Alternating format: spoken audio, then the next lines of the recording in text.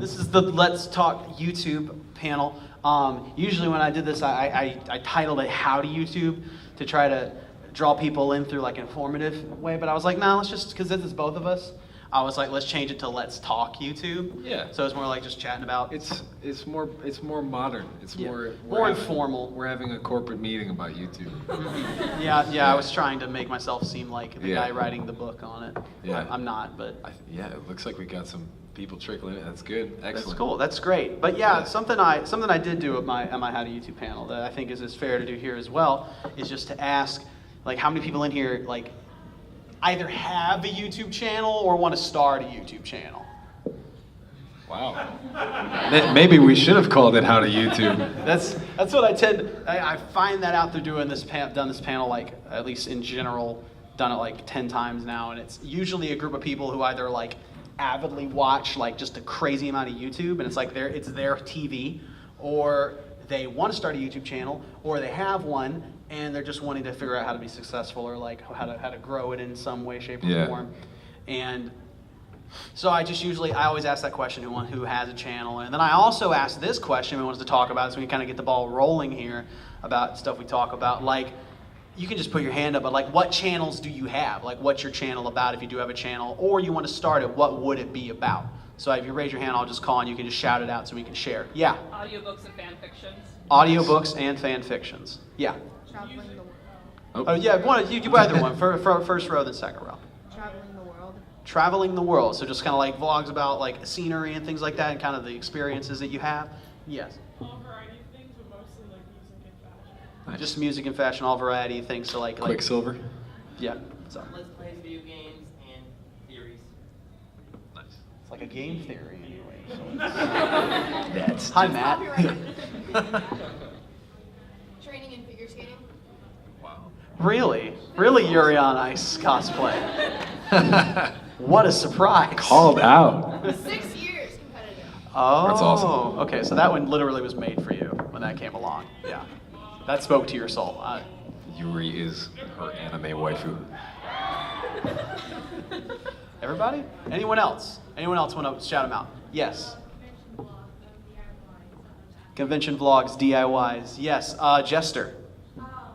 Hartley. A web series about. It's like a variety kind of show thing and whatnot. Cool, sweet. And Iron Woman. Health and beauty. Nice. Awesome, sweet. Let's play streamings and skits. Nice. Sewing tutorials and such. Nice. Well, you guys are way more Toy and creative than cartoon us. review. What about cartoon review? Toy and cartoon review. Toy and cartoon review. I'm trying my best. So yeah, we can all see that we have like a wide variety of like channels and things that we want to do, because I think of what I tell parents who come and talk to me after things, and older individuals, is I tell them you need to think of YouTube like a television set. Yeah. You can't think of it like, oh, there's this one guy on YouTube making all this big ruckus. That's all of YouTube. You wouldn't say you wouldn't like if NBC got on and said something outrageous. You wouldn't be like, man, television's crazy. Yeah. No, you'd be like, NBC's nuts. You wouldn't apply it to the whole darn thing. Yeah. So YouTube, as proven by y'all, just for what you said, is a wide variety of topics and mediums and people and thoughts and opinions, and that's the beauty of it.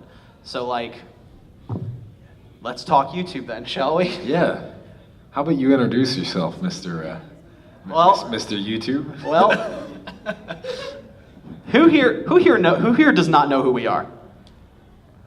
Okay, cool. All right. Sweet. So we're gonna spend this next portion of the panel just talking to you. Yeah, this next 30 seconds. Hi, I'm Jonathan Young. Are you sure? Are you sure, John? No. Have you checked your card to see if you're sure? See, because we were gonna switch them for the autograph signing, and now I've been duped. Yeah, it was his idea, by the way. All right. You should do a prank channel. I know this great guy named Jake. You should check him out. He's great for pranks. Yeah, Caleb Hyles, musical covers. I'm a musical cover boy as well. Mm-hmm. But he actually is like creative and writes his own music. Shut so, up. Yeah, he has a Spotify and like iTunes and stuff, and it's really great.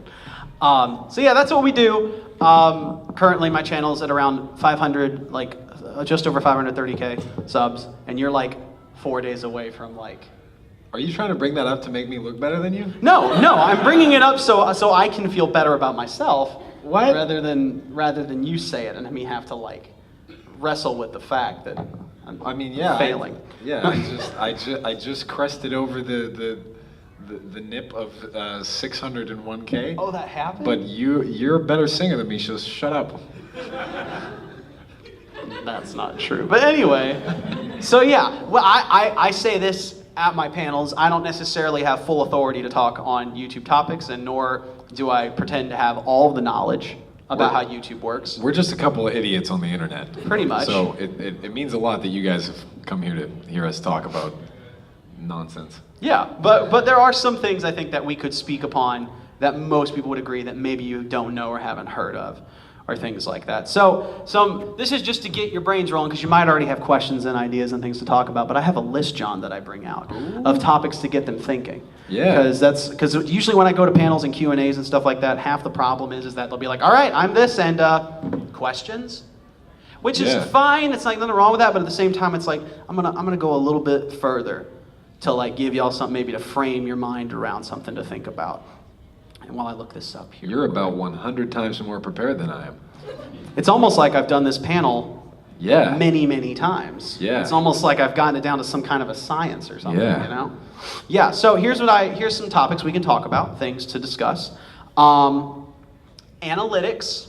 Do we know what analytics is? Does everyone know what that is? I've pretended I've heard the word. Analytics is essentially like the numbers behind everything, your subscriber counts, your views, your retention rates, your demographics, all that stuff. The YouTube algorithm. The YouTube algorithm, very, very, decides who lives and who dies. All very real and metaphorical. YouTube partnerships, so things like multi-channel networks, MCNs, you may have heard that thrown around, so like Maker Studios, their big one. What's in full screen, Screenwave. These are all people who like basically you make an agreement with them to like put ads in your video and a couple other brand things, and they make money, you make money, that kind of thing. We can talk about that. We talk about collaborations, what that means for a channel, like how that works out, how do you navigate the arena of collabing. It's a perfect opportunity, by the way. That's on my list of things I talk about when I'm just by myself. I'm with somebody who I've collabed with. Equipment, we can talk about that, because I know a lot of people just have general questions about equipment and what's to get started with the thing I'm doing, and that's good to know. I put on here specifically responding to criticism. How do we handle criticism on YouTube? 'Cause that's a big thing. That's often a lot of people's fear for starting is just handling criticism overall. And then we can also talk about anonymity and safety, what that means for being on YouTube as well, what that means for having a life where you put yourself out there in front of people, and just what that all entails. So those are some topics we can talk about, just a handful. Do you have any more to add to that you've been thinking of, or? Even just general questions like, what are some best practices for how do I grow my channel? If I want to stay motivated, if I want to stay working hard, any general questions, even if it's like music related or anything, like we're here to talk about anything that you guys want to talk about. So, I mean, we could sit up here and tell you like, oh, I do Disney covers and he does, Steven Universe covers, and, I sing low and he sings not quite as low, but, but we're not going to do that, because that's, I don't think that's what you guys are here for, because I think everyone except for her knows what we do. Typically true, yeah. Yeah, and if you want to ask questions about us, that's fine too. Sorry to call you out there. No. If you have questions to ask about us and like personal questions, for me personally, that's fine too. I can't speak for John on that, but I mean, yeah, I'll only answer questions directed at me if. I was gonna come up with something stupid to say there, but I just didn't. It wasn't coming. We're gonna open the floor now. Yeah. To questions. Yes, sir, over there. Kind of a two-parter. Between the two of you, which one is the most humble? Between the two of us, which is the most humble? I can say that definitely Caleb is way more humble than I am. You're darn right I am. No, that's. I think you're pretty humble. How does that work though? Like, if I say that you're more humble than me, That's true. And if I accept is that me being humble, or is that me being the opposite of humble? But if I accept it, then I'm not being humble. I have to put that onto you and be like, no, you're humble, John. You're the one who's humble. Shut up. I think I think we're both fairly humble, actually. I think we're both pretty aware of kind of like he said. It's I mean, all at once self-deprecating but true. Like we're just a couple idiots I think doing things. Like jokes aside, I think the key to humility is recognizing what you can do better. I think the biggest thing that what I always tell people is like if I don't know like whenever I get criticism on YouTube, like sometimes I'll get cranky or whatever if I get criticism on YouTube, and part of the reason for that is because like if you want a list of what I could have done better in the cover, I don't need to go to the YouTube comments. I can just write you that list right now. Like I think being self-aware of what anybody can, what you can work on to improve your content is really, really important, especially when you're posting a video every week, especially when you've got a bunch of people that are watching your videos. I think staying grounded and knowing what your weaknesses are is really important.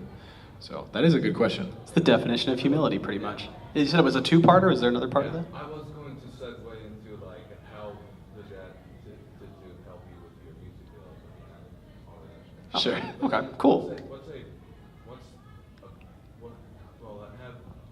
you seen people with like bad attitudes? Seen people with bad attitudes on YouTube?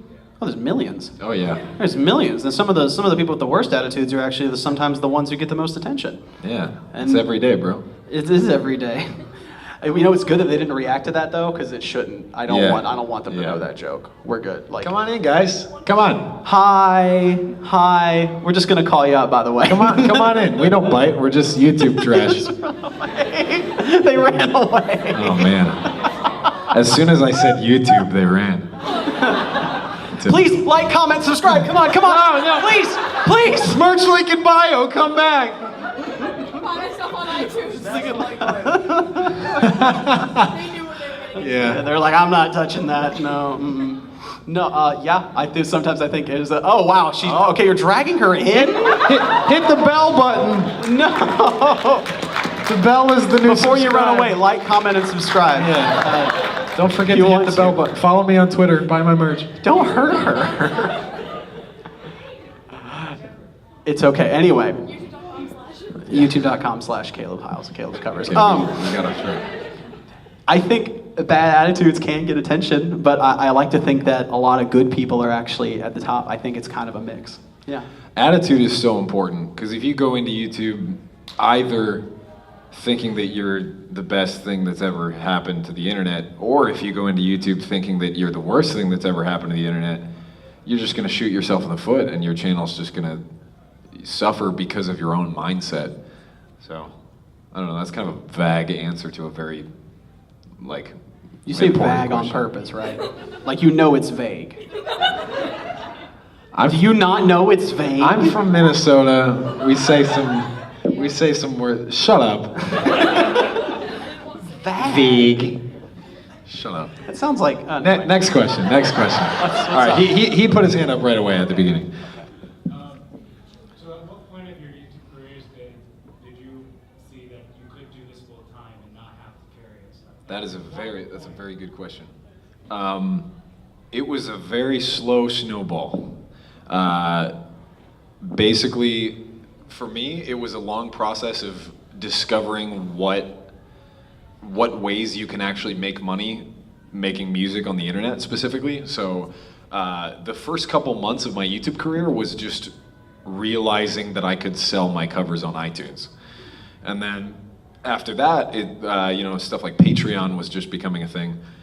And but if you think about it one way, if I had just started out my channel, and like I do a lot of metal Disney covers, if I had just started doing metal Disney covers and I only had done one, if you guys are all strangers and you check out my metal Disney covers and there's only one of them, then you're gonna say to yourself, well, I wish this guy made more, but I guess I'll download the one that he has.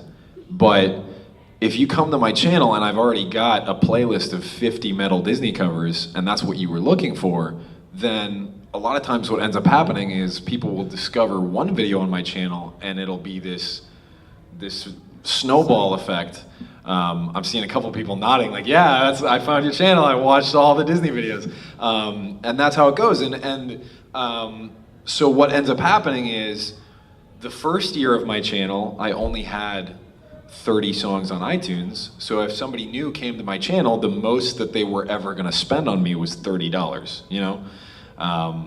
And I mean, we can get into the logistics of how much of the money that you spend on iTunes ends up coming to us, and that's a whole nother conversation. But now I've got, 200 songs on iTunes. So, not to say that you should all go buy them or whatever, but go all buy them. But if one of you were to discover my channel today, you've got this whole big selection of all these songs that you can purchase, and the only thing that's stopping you is how many you want to buy. So it becomes this chain reaction where in the first year of my channel, somebody would discover my channel, and there's only so much that they're gonna buy, but the more videos I make, the more that snowballs and the more that people keep coming back and telling their friends, because instead of it being, oh, I found this guy because he did this One Punch Man cover, it's, I found this guy and he did this One Punch Man cover, but he also did this Death Note cover, and I have this friend who loves Death Note, so I'm gonna tell my friend. So like, the more you do, the more it becomes this chain reaction where people tell their friends and it becomes this big thing. So I kind of got off track, and I'm sure you have something to say here too, but basically what ended up happening is it started out and I would get like maybe 20 people a month that would download my song. And that was after a really good first month where I had a viral video like blow up on Reddit. And then it started to become like, okay, like I've got 5 Disney covers now, and now I'm releasing a Disney album. So now, I hyped up my fans, and now, so it became this thing where my income, the more videos that I released, it started to sort of do one of these, which is hard because you have to ask yourself, in my case, when can I move out of my mom's basement, which I did end up doing, but I don't know. Don't expect it to happen overnight, I guess, is the answer to, my answer to your question, because not only is it a snowball effect, but it's also something that you gotta kind of play smart. Like if you have a channel with 200,000 subscribers and you're doing covers and you're not posting those covers on iTunes and you don't have a Patreon and half your videos are content ID claimed by Disney, you're only gonna be making $500 a month when you could be making 5,000. And I know that because I've seen those numbers, So anyway, do you have anything you want to add to that? You said a lot of good things in that, actually, a lot of really good things. I'll answer the question specifically about when did I realize, but to piggyback off of him, there's this little band called Cannibal Corpse, and it's a metal band that sounds really scary and whatnot, but they practically, like, no one really knows them that well. They're like this really deathcore metal band. They're really impressive and technical, but they have like 13 albums. And they keep making music on the sly. But to piggyback off of what you're saying, it's like, how are they still existing? Like, they tour all the time. Like tour and like no one really knows them. It's because they have 13 albums on iTunes. So when someone goes to them and because finds their stuff and likes it, they just buy all 13 albums. They just buy them right there. Like the more content you have to purchase, the better chance you have to make more money. And in that, then you can get to the point where you can be more sustainable. That's what I learned. That's what I learned from you. The first time I went to your place and collabed, well, you were like, dude, you got to get on this website that helps you release your covers and legally, and you can make money doing it. And I was like, oh my gosh, I need to do that. And that was a big game changer for me. I think if the moment I realized, it's when my bills were being outpaced by my profit. So that's kind of the moment I knew, and consistently. It wasn't like, 1 month, like, I'm doing really well this month, great, and the next month, like, oh. It was like 5 months in a row. It was like, I can pay for everything. I can pay for everything. I can put money aside to save. That's when I knew. I wasn't necessarily just scraping by. And a lot of people are fine with doing that too. Like, I'm not necessarily against doing scraping by, like kind of starving artists, but that was the moment I knew, like, I don't have to keep looking for, I was in sports broadcasting before I got into YouTube. I was like, I don't have to keep trying to look for that job. I can just do this. And that's what I've done. And I'll ride this train as long as it's gonna have me on it. So that's when I knew. When the bills were outpaced by my income. That's when I knew. Questions again? Yes. I'm sorry. This is actually, we'll get to all of them. Yes, Spike. Yeah. So just Two two questions. questions. So necessarily, you guys talk about how you have quantity once you basically make revenue. You want to, how do you value between quantity and quality? That is a very good question. I don't want to spend too long on this one because this is a question that cuts pretty deep about the state of YouTube right now, because the way that basically YouTube changed their algorithm a couple years ago. How many of you guys are familiar with like the Game Grumps? Okay. How many of you guys are specifically familiar with NSP, but more specifically Rubber Ninja? He made a video about, I think it's not Rice Pirate, it's the Newgrounds animator guys. Rubber Ninja, a bunch of the Newgrounds guys made a video about this because there once was a time when, back in my day, there was this big flourishing community of animators on YouTube. And what was happening is YouTube used to say, if you click on the video, that's a view. And then what started happening is, I mean, we all know what clickbait is, but people would start having thumbnails that were just boobies, and they would get people to click on their videos, and the video would have a bajillion dislikes because, you know, the 10-year-old, you know, boys would click on it for the booby thumbnail and realize that there's no boobies. And YouTube wanted to fix that problem because they saw that the people that were making the most money on their platform were the people that were lying about what was in the video. So they changed in theory, it was a really good idea. They changed their algorithm, which is the word that we use for it. It's the computer mind that decides which videos show up at the top when you search for anything. So when you type in Disney music, the algorithm is what decides what comes up at the top of that search result. So YouTube recently changed this so that instead of one click being one view, how high up something is in the search results is determined by how many minutes people have watched that video. So what used to happen is you'd get a video that technically had a bajillion people clicking on it, but it barely had any minutes watched because people wouldn't stay for the whole video. But now you have this system where YouTube looks at your channel and says, how many minutes are people staying on your channel? So these animators would spend months working on a 1 minute long animation that was super high quality on the quality versus quantity. And because it's only a minute long and it's a joke, you know, like the video would be the setup for a joke and then a punchline or whatever, like a comedy video. So it's not like you're gonna watch the joke over and over. It's not like if I tell you a joke, you're gonna ask me to tell the joke over and over again. So these animation channels almost died overnight because they didn't have the minutes watched.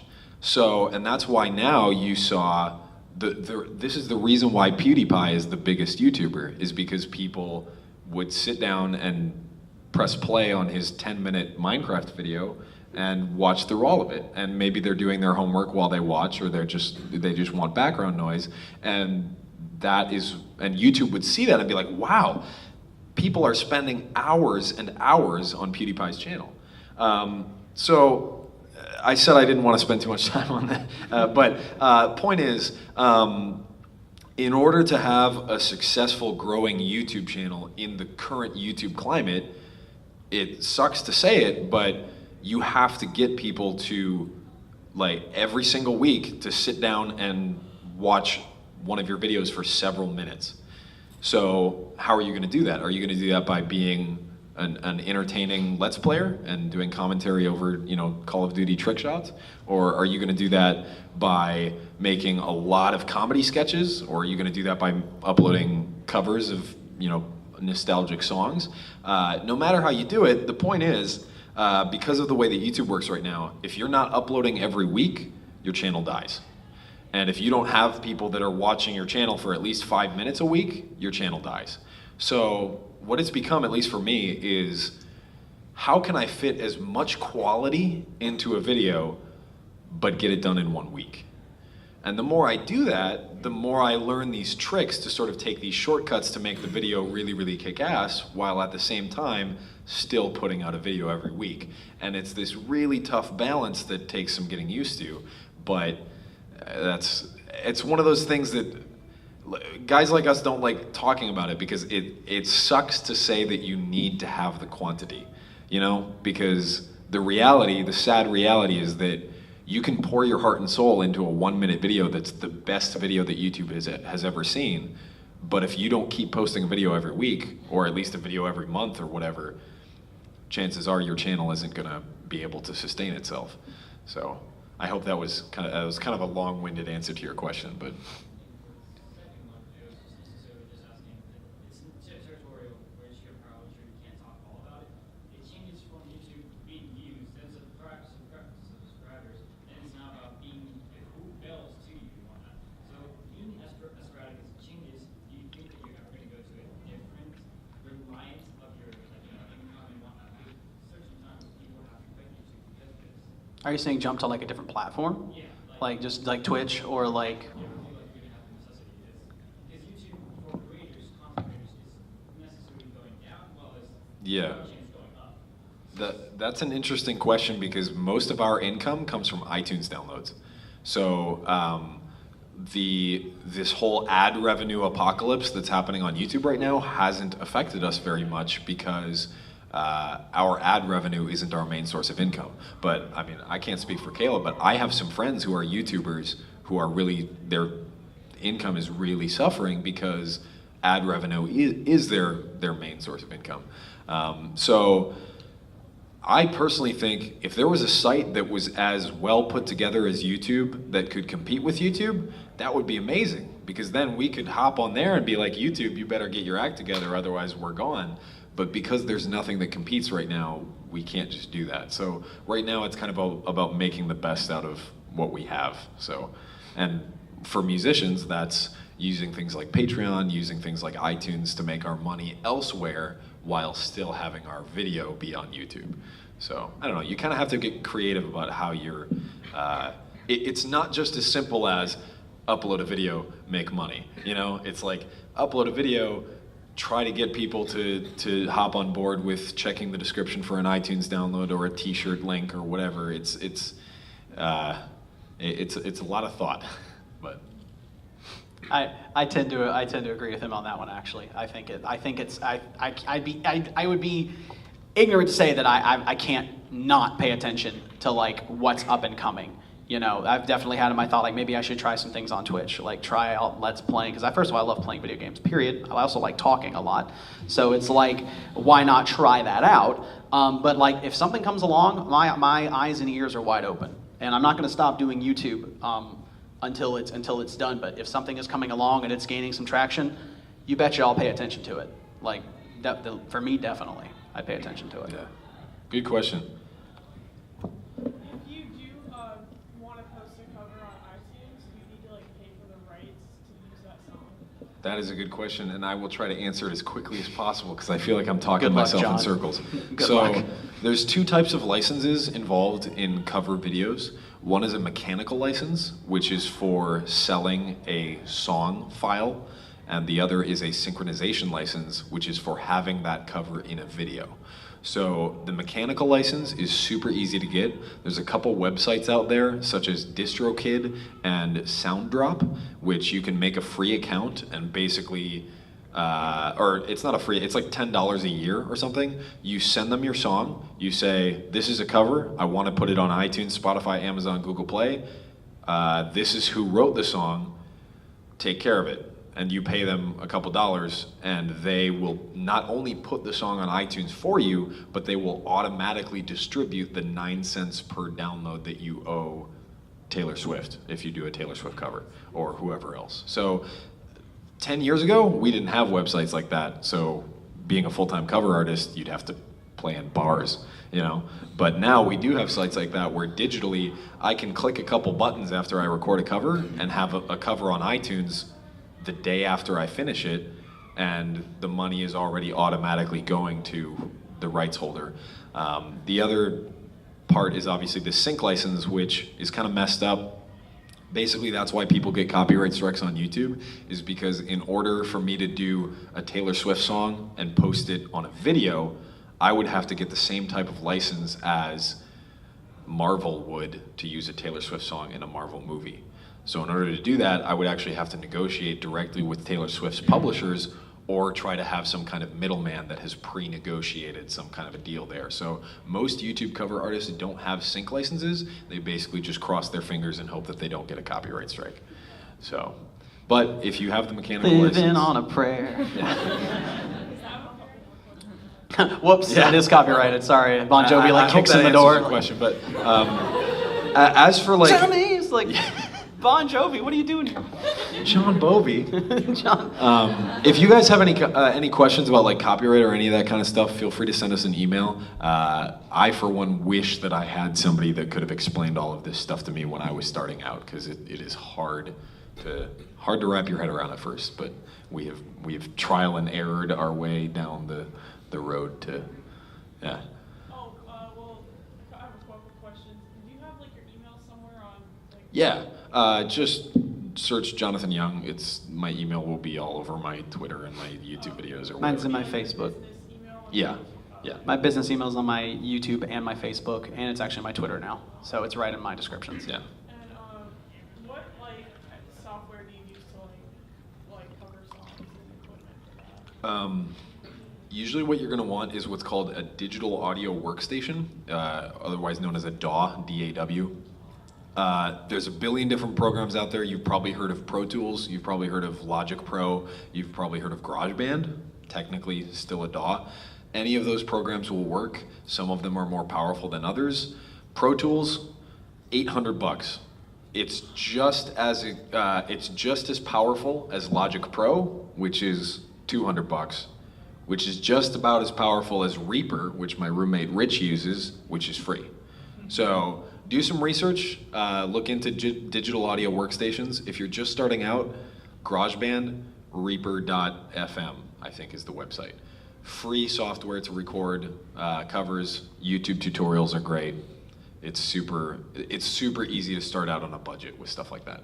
So do your research before you spend $800 on Pro Tools. So, Questions? Yes. This is kind of a difficult question to phrase, so bear with me. But it's for both of y'all. When you first started your channel, like, did you like plan it for a while? It's like, I'm gonna start a YouTube channel. Did you just wake up one morning like, hello, and like ready to go? When I do this panel by myself, I have a video that I play. I play 3 videos. I play the first video I ever uploaded on my channel, and I play this video I made back when I was 15. And there's plenty of videos I have, and then I play a video where I'm at now. And the reason I play those is to show that I had no idea and I had no plan. I just had what I wanted to put up there, and I put it up there, and over time it developed, and I found out kind of what I wanted to do. It's kind of like the idea is like when you go to college, like most of you don't know your major off the bat.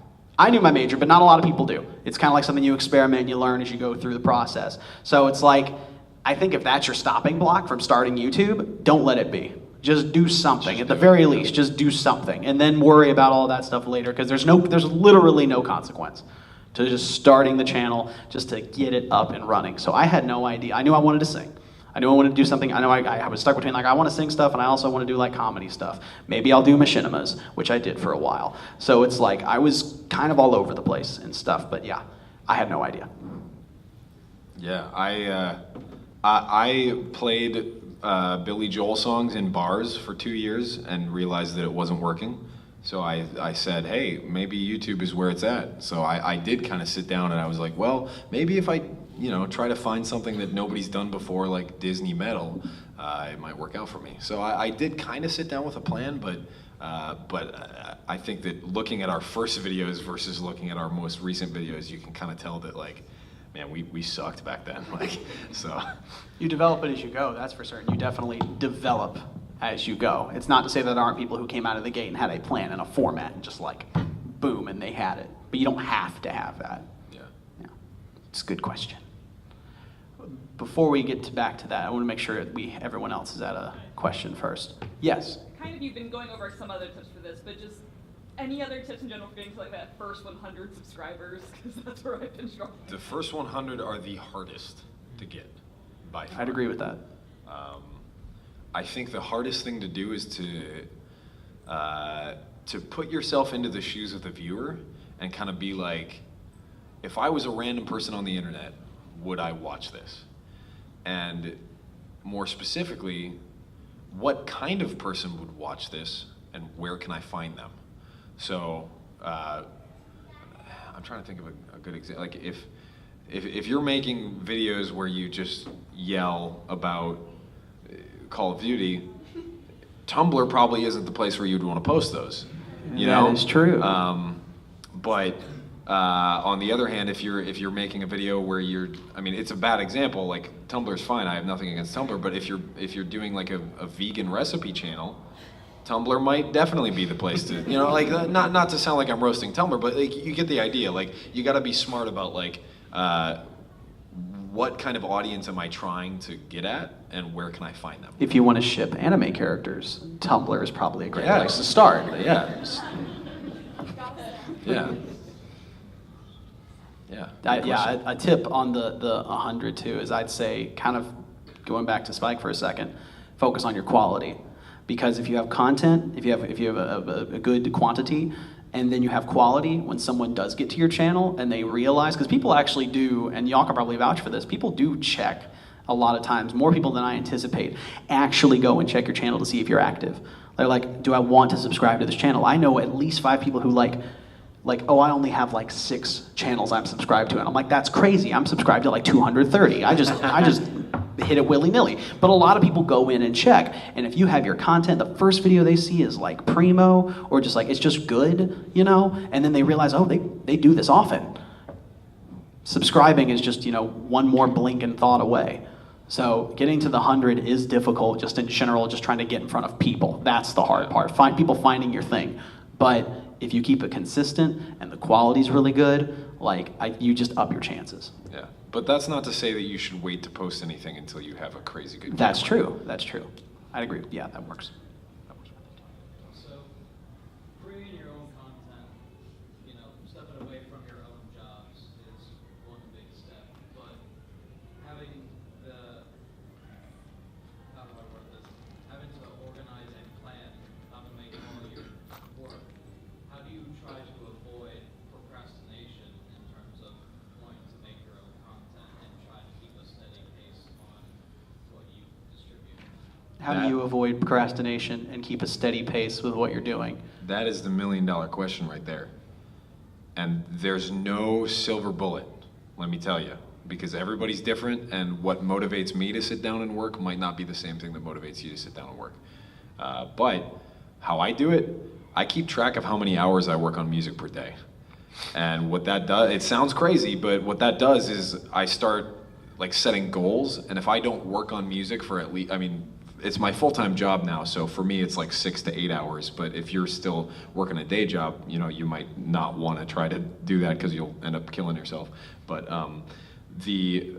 basically set a goal for yourself and keep track, and be like, okay, yesterday I didn't meet my goal of working on music for 2 hours a day, and do that every day, and not beat yourself up too much, but it's good to kind of be like, man, I should have worked harder today, because that'll motivate you to work harder. Fitbit your YouTube channel. Yeah. Is essentially what I'm saying. Throw on a wristwatch, be like, man. I made 8 videos today. I didn't get my 800 steps into the YouTube. Seriously though, the key is just to work. The key is to work hard, because, if you're not putting in those hours, every second that you sit there wishing that you were working, you're still not working, So I think we got about 10 minutes left, so let's do some lightning round questions.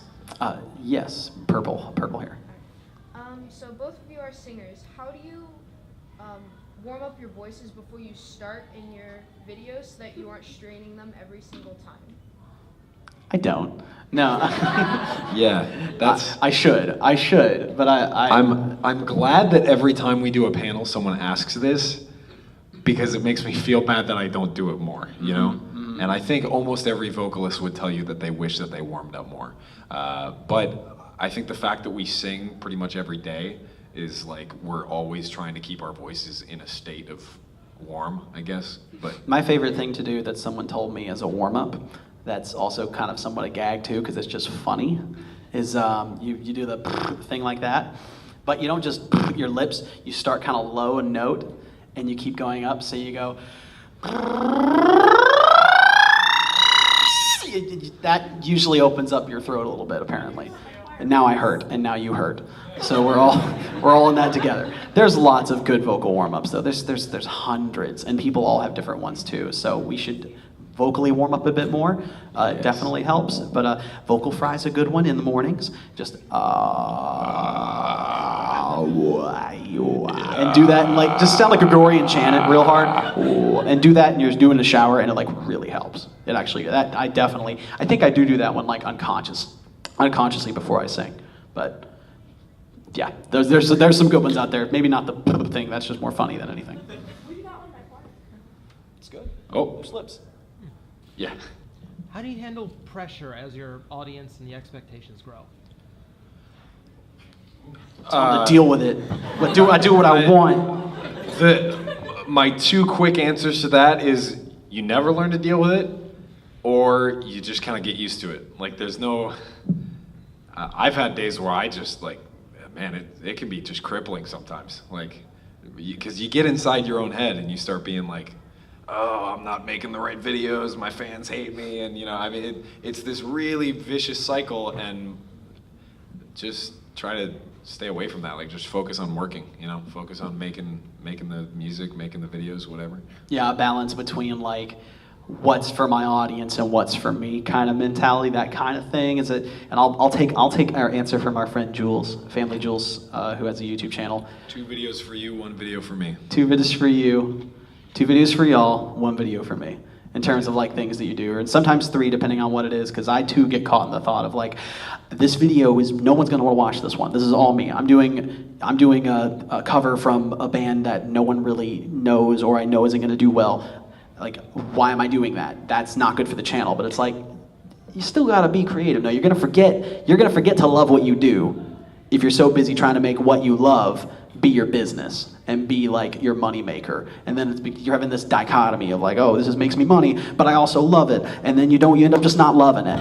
And that's not good. So I think 2 for y'all, 1 for me, or sometimes 3 for y'all, 1 for me. And that tends to get me through pretty well. And then it carries over to the other 3 covers like, I'm enjoying this and I'm loving what I'm doing. So that's a simple answer to that one. Good question. Let's do some lightning round questions here. Lightning questions, bunny ears in the back. Or cat ears. What is your favorite cover that both of you've done on your channels? As in like my favorite on mine or like my favorite on his? Either way. Okay, my favorite on mine changes, and I'm assuming you'd say the same thing. You're just kind of, I know your favorite. Yeah. But mine changes from day to day, and right now it's my Bendy and the Ink Machine Gospel of Dismay cover that I did with this guy and another YouTuber named Adrosaurus, mainly because y'all weren't in the recording booth with me when I was recording that with him, but he was not happy with that song. He was not happy with having to, it's a wordy song, and it's just fast, and he was like, this is too many words. I'm very picky about lyrics. He was like, too, he like pulled up a lyric sheet. He was like, you know how many words are in this, Caleb, in this stupid song? And he pulled up like word count. There were he was 3 times as many words in that song as there are in Bohemian Rhapsody. Yeah, he was like, I was pissed. You made your point, it definitely did. But it went over really well. The product turned out great. But that's my favorite cover at the moment, just because it has some of my favorite people in it. It's really fun. Mine is Hellfire. Lightning questions. Yes. Sorry. With Facebook now getting so many YouTube videos pouring over to it, what is your opinion of people like taking your? It's horrible. It's absolutely horrible. You shouldn't do it. Facebook sucks. I only post on Facebook because I have to. Like, if Facebook just disappeared tomorrow, I would be so happy. That's how I feel. You know, how I think about it, I'm like, I'm not too bad about that either. I wouldn't be too mad about that. Everything should just be Sarah H at this point. Yeah. Just all Sarah H. We kind of just have to put up with it if people steal our stuff, because Facebook doesn't have a system for us to report them. So it's like we basically just hope that doesn't happen. But yes, Iron Woman.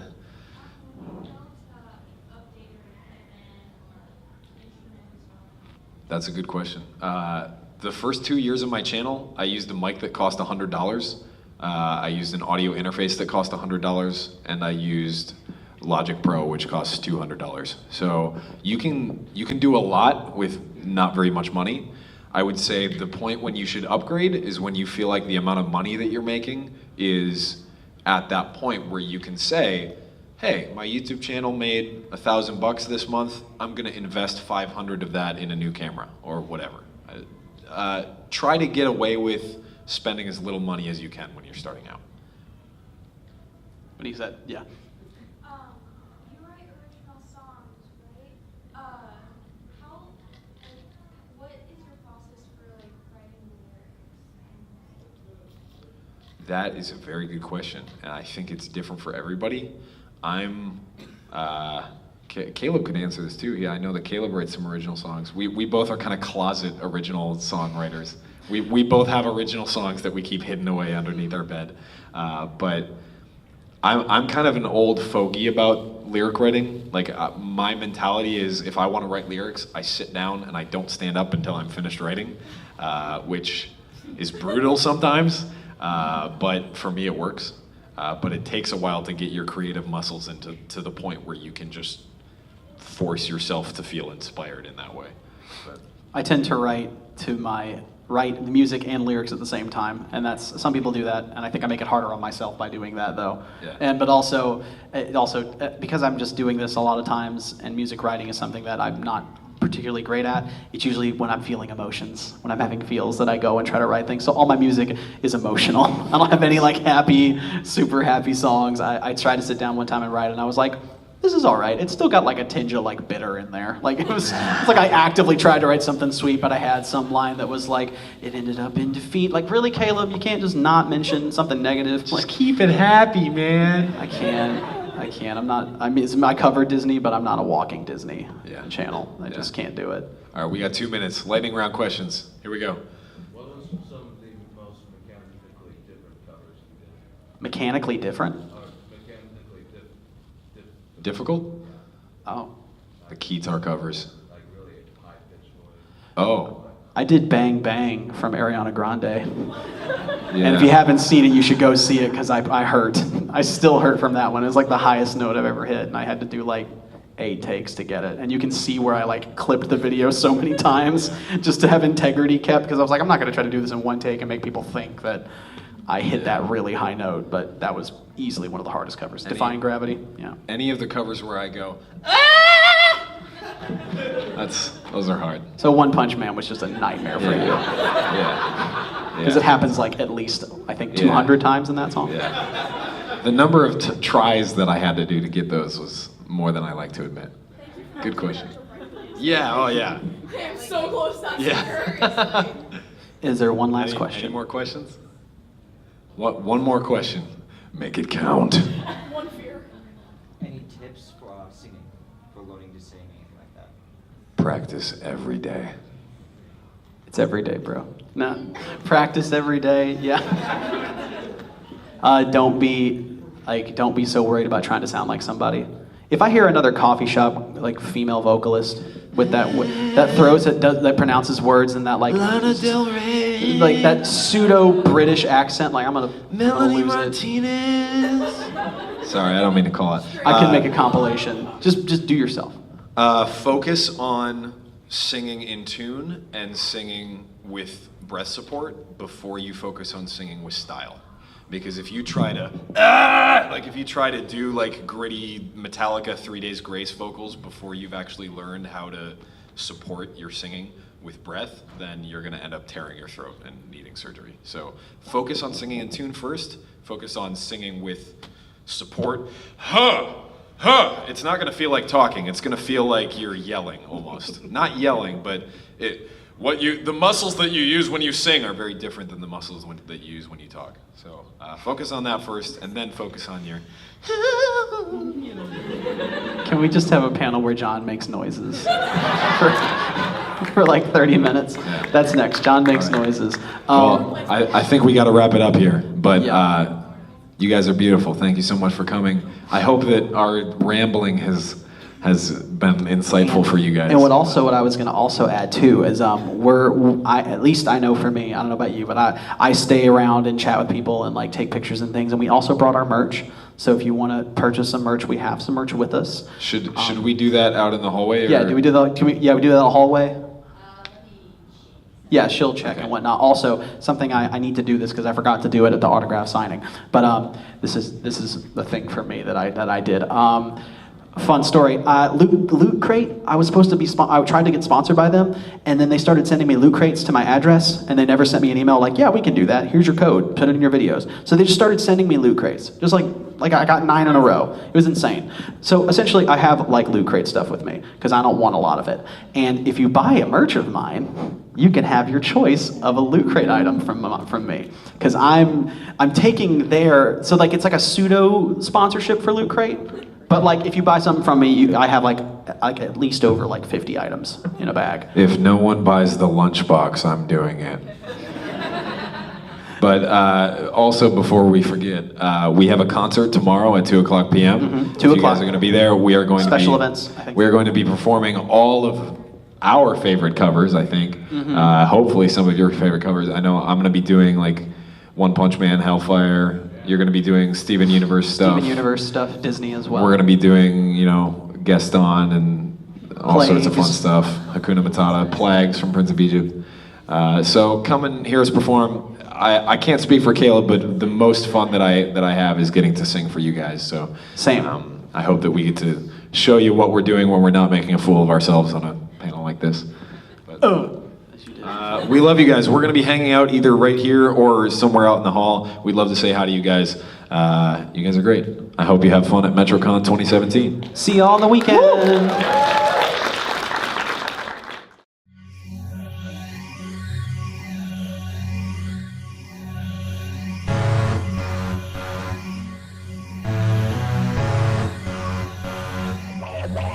Wow.